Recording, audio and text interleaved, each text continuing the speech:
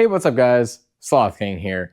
Today I'm going to show you the jack and lift points on the 2009 Ford Mustang, or I should say 2005 to 2014 Ford Mustang. So this is where you place your floor jack and your jack stands. So I'm going to go ahead. I already have it up in the air, nice and safe. I'm just going to show you the points where it is safe for you to put your jack and jack stands and everything like that, and how to actually lift it properly. So it shouldn't be a long video, but it is very informative, and I have this is a request from one of my viewers. So here we go. All right, so here's a diagram that shows the points where you can place your jack stands and your floor jack on your Mustang. So first things first, if you look at the blue and green arrows, front and rear, you'll see 2 circles or 4 circles total. That's where you can place your jack stands or your little scissor jack, so that way you can replace a flat tire when you're on the side of the road. Those points you can also place a floor jack, but I highly recommend having an adapter that will securely hold onto the pinch weld itself, because it is a very narrow spot and it's usually covered up in plastic. You'll see that later in the video. If you look at the purple spots, that's where you can place your jack stands. You'll see in the rear, you'll see that there's 2 circles and you can place it on your rear axle. The front, you'll see it on your subframe, and then right next to your exhaust, you're going to see 2 reinforced spots as well. Those are totally fine to place your jack stands. And then finally, in red, you will see that I highlighted the rear differential. You can place your floor jack there, and then you're going to see one on the front subframe. All these points I will go over in the video as well, but here's just something visually that you can see. Whenever you're jacking up your vehicle, always place some wheel chocks on it. That'll allow the vehicle not to roll backwards or forwards.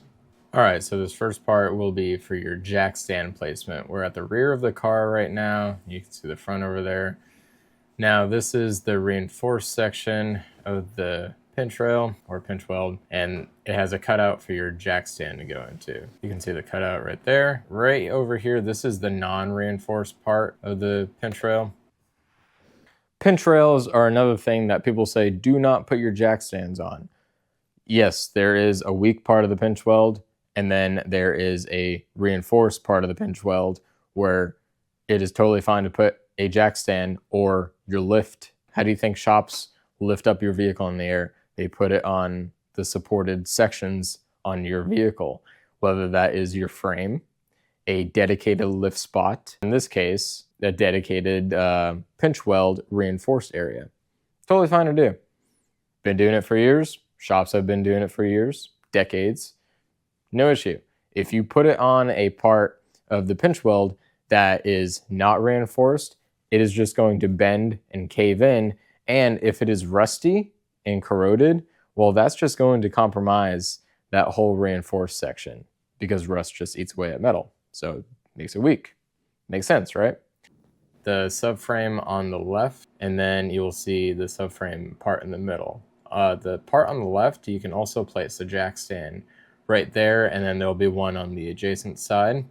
And then whenever I get the floor jack out, I'll show you where you can put the floor jack on to the subframe itself as well.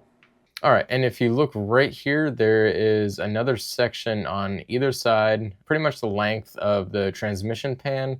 It's right next to both exhausts, and that is reinforced so you can place a jack stand on as well. All right, this is the front part of the subframe where you see the floor jack, and that is a safe spot to jack up the front of the vehicle. Totally fine. Nice and reinforced. And then I'll also touch on the differential here in a minute as well. All right, so you can see the rear axle and the differential. On each side of the differential, you're gonna have your solid axle. You can put your jack stands on each side of that, and that is a structural spot for you to actually go ahead and put your jack stands on, and that is totally fine. And here's the rear differential. See where you place your floor jack. It is fine to place it on a flat spot. Don't try to lift it by the cover because that's where you can potentially bend it and cause leaks.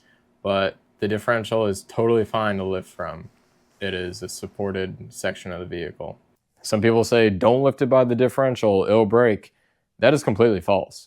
This is what I learned in my automotive class, and it is totally fine to lift it from the differential. As long as you don't lift it from the cover, as long as you lift it on the actual flat part of the differential, you're totally fine. It is completely fine to lift from there. That is a structural point that is totally fine. It supports the weight of the vehicle the whole entire time anyway. So shops will do this constantly. Don't worry about it. As long as you don't bend your cover, you're fine. All right, so hopefully this video helped you guys out to figure out where your jacking points on your Mustang is. But anyways, if you guys want to support the channel, you can go ahead and click the link in the description below. It'll take you to my shop. You can pick up some t-shirts, you can pick up one of my hats, and like always, I'll catch you guys on the next ride.